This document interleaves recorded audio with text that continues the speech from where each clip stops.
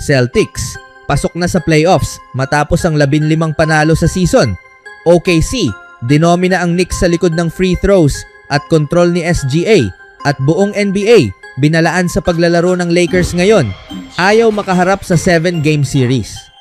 Ang Boston Celtics ay muling papasok sa playoffs matapos ang isa na namang 50 panalo na season. Hindi na rin masama para sa isang gap year ayon kay Jaylen Brown. Nagbiro ang star ng Celtics sa mga nagduda sa team noong 2025-2026 matapos ang injury ni Jason Tatum sa kanyang kanang Achilles at ibinahagi ang kanyang saloobin sa social media matapos ang panalo ng Boston laban sa Charlotte Hornets nitong araw.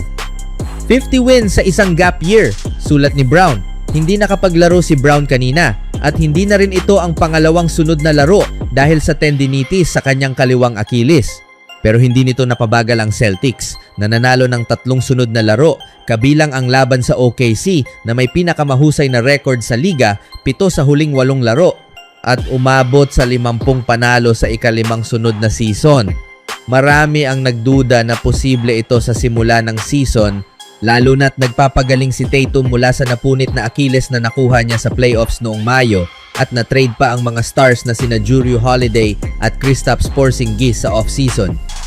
Ngunit sa pamumuno ni Brown na parang nasa MVP level na performance, naging isa ang Boston sa pinakamalaking sorpresa sa liga at isa ng lehitimong contender sa kampyonato ngayong bumalik na sa malusog na kondisyon si Tatum dahil sa panalo laban sa Hornets.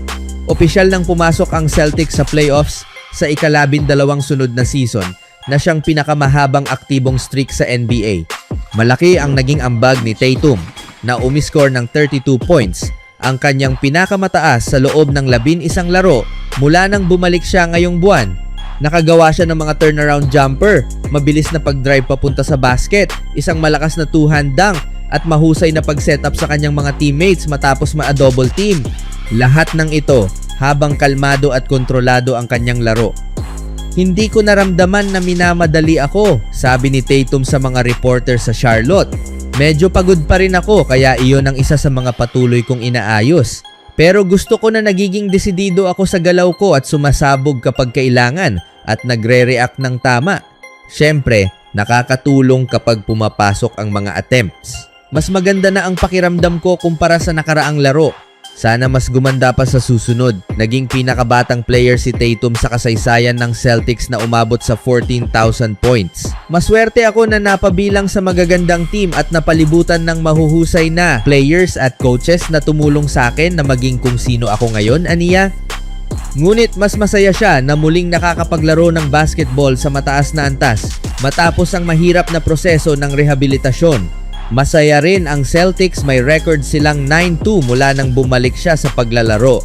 Kailangan kong paghirapan ng husto para lang makatakbo pataas baba sa court, sabi ni Tatum. Sa sumunod na balita naman, ito ay isa sa mga larong kung saan ang huling score ay hindi lubos na nagpapakita kung gaano ito kontrolado. Hindi lang basta nanaig ang OKC Thunder kontra sa New York Knicks, isinara nila ang laban ng may kumpiyansa at kontrol.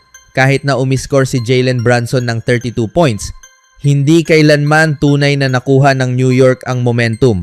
Paulit-ulit na nakapunta ang OKC sa free throw line, umatake sa loob at pinabayaran ang Knicks sa bawat pagkakamali. Sa huli, mas mukhang aral ito sa maayos na execution ng pinakamahusay na team sa NBA kaysa sa dikitang laban. Malaki ang naging ambag ng 30 points ni Shai Gilgeous-Alexander. Kahit 8 of 18 lang siya sa field, ang tunay na pinsala ay nangyari sa free throw line. Iyan ang kontrol, iyan ang pasensya, iyan ang tamang timing ng pag-atake at kakayahang makakuha ng tawag mula sa mga referee at halos wala nang mas mahusay sa kanya sa aspektong iyon. Nanalo ang kanyang team dahil sa kanyang kontrol sa laro. Patuloy niyang pinressure ang depensa ng New York, nagdulot ng foul trouble at nagbigay ng malaking lead sa free throws at puntos sa loob. Kahit dikit ang shooting percentages, nangingibabaw ang Thunder sa paint at free throws na naging susi sa panalo. Naglaro ng mahusay si Jalen Brunson na may solidong shooting pero kulang ang suporta mula sa kanyang mga kakampi at nasayang ang opensa dahil sa 19 turnovers. Samantala, tumulong ng malaki sina Jalen Williams at Chet Holmgren sa episyenteng scoring at presensya sa loob. Sa kabuuan, ang turnovers ng Knicks at depensang agresibo ng Thunder kasama ang steals at fast break points ang nagdikta ng laro. Kaya hindi naging sapat ang mahusay na 3-point shooting ng New York para manalo. Sa huling balita, ang Los Angeles Lakers ay isa sa mga pinakamainit na team sa NBA nitong mga nakaraang linggo na may record na 14-2 sa kanilang huling 16 na laro. Dahil sa napakagandang takbong ito, ang Lakers na may 48-26 record ay nasa magandang posisyon upang makuha ang third seed para sa playoffs. Pinuri ng Hall of Famer na si Dirk Nowitzki ang kanilang Big 3 sa NBA on Prime noong linggo. Si Luka Doncic ay naglalaro ng kahanga-hangang basketball, sabi ni Nowitzki. Mainit siya sa loob ng ilang linggo na ngayon, halos umaabot ng 40 points bawat laro.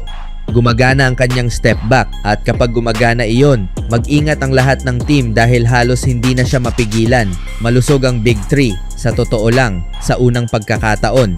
Sa tingin ko ay unti-unti nilang nahahanap ang kani-kanilang mga papel. Ayon kay Dirk, mahusay pa ring maglaro si LeBron ngunit mas pinipili niyang umatras at hayaan ng mas batang teammates ang magdala ng opensa. Nanatili siyang mahusay sa tamang paggalaw, lalo na sa transition at kahit walang bola at ginagamit ang kanyang mataas na basketball IQ upang gawing mas madali ang laro para sa kanyang team. Hinahayaan niya sina Reeves at Doncic na gawin ang kanilang laro, aniya, humanga ako, sa depensa, iba-iba ang kanilang taktika. Malaking dagdag si Kennard at kahit may ilang hindi ganoon kahusay na depensang player, nababawi nila ito sa paghalo-halo ng kanilang depensa, zone, switching at man-to-man. Mas gumanda rin si Ayton. Sa kabuuan, mahusay ang kanilang performance, dagdag ni Nowitzki. Gusto mo bang makaharap sa playoffs ang isang team na may 3 players na kayang magdesisyon ng laro sa huling bahagi?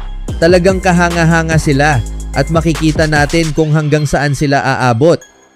Ang pagkakaroon ng 3 players tulad ni Doncic, Reeves at James na kayang mag-take over sa dulo ng laro ay nagpapahirap kalabanin ng Lakers. Sila ang pangunahing dahilan kung bakit may napakagandang 22-7 record ang team sa mga clutch games ngayong season, samantalang ang ibang teams ay may hindi bababa sa 10 talo. Kung dikit ang laban sa huling bahagi ng laro, malaki ang tsansang manalo ang LA. Kayang-kaya ni Doncic, Reeves at James na umiskor mag-isa at gumawa ng oportunidad para sa kanilang mga teammates. Noong una sa season, nahirapan ang Lakers kapag sabay-sabay silang nasa court pero gaya ng sinabi ni Nowitzki, nagsisimula na nilang maayos ang kanilang sistema. Lalo na dahil si James ay umaatras at hinahayaan ng backcourt duo ang manguna.